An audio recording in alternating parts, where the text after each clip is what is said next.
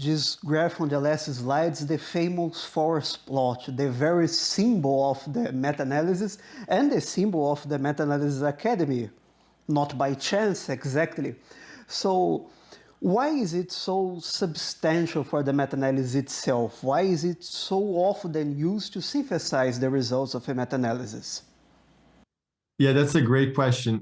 Let's to explain the forest plot and why it's so helpful.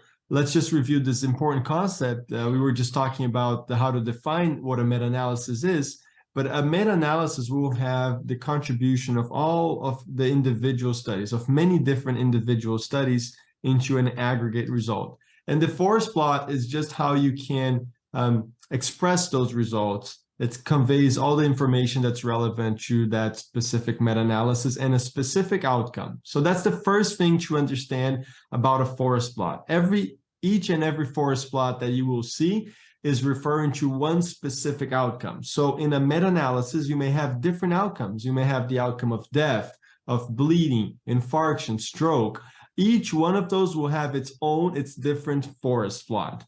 And in the forest plot, you are going to have the individual studies listed here on the left side.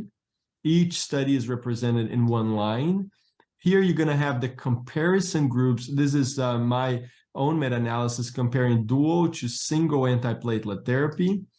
Over here in this column, you have the individual results of the studies, but then the aggregate, the actual meta-analysis results are here in the bottom. So over here in this case, you can see that there were 156 major bleeding events in the dual antiplatelet group. And in the single antiplatelet group, there were 115 major bleeding episodes. And then you get the pooled statistic, in this case, odds ratio, and the p-value here at the bottom. And then you get a graphic representation of all of this stuff on the right. Each individual study represented by the point estimate and the confidence interval in this horizontal bar. And then at the bottom here, you have the representation of the meta-analysis results of the aggregate. And the width of this diamond-shaped figure means the confidence interval. In this case, the confidence interval is entirely greater than 1. So then in that case, we have a statistically significant result. And you can also tell that by the results of the p-value being less than 0.05. So very powerful tool. It includes all the information from the individual studies and from the meta-analysis for one specific outcome. That's very important to know. So essentially, each line is the confidence interval for each of the studies when you look at the forest plot. And what does the squares mean? Are they median of the result for each of the studies? That's a great question. When we have the graphic representation of each study, the size of this square here represents the weight. So because you have a aggregate analysis of many different studies pooled together, the studies won't contribute the same amount to the overall result. Studies with more patients, with more events, will have a higher contribution. We call that weight. So you can see in this case, for example, this one trial had a very strong weight. It contributed to 65% of the pooled results. So that's why you see this big square here.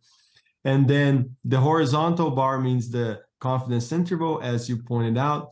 And I also want to draw the attention here to one point you had mentioned earlier, which is the power, the increased power of the meta-analysis. If you all will pay attention here, all these confidence intervals overlap with this center line, which is the line of no difference. So individually, all these studies, how many? 1, 2, 3, 4, 5, 6, 11 studies, all of them reported no difference between the two groups in terms of major bleeding. But when we look at 6,500 patients in the aggregate, we're able then to see that there was, in fact, higher bleeding with dual antiplatelet therapy than single antiplatelet therapy. So that just shows you the power of the meta-analysis.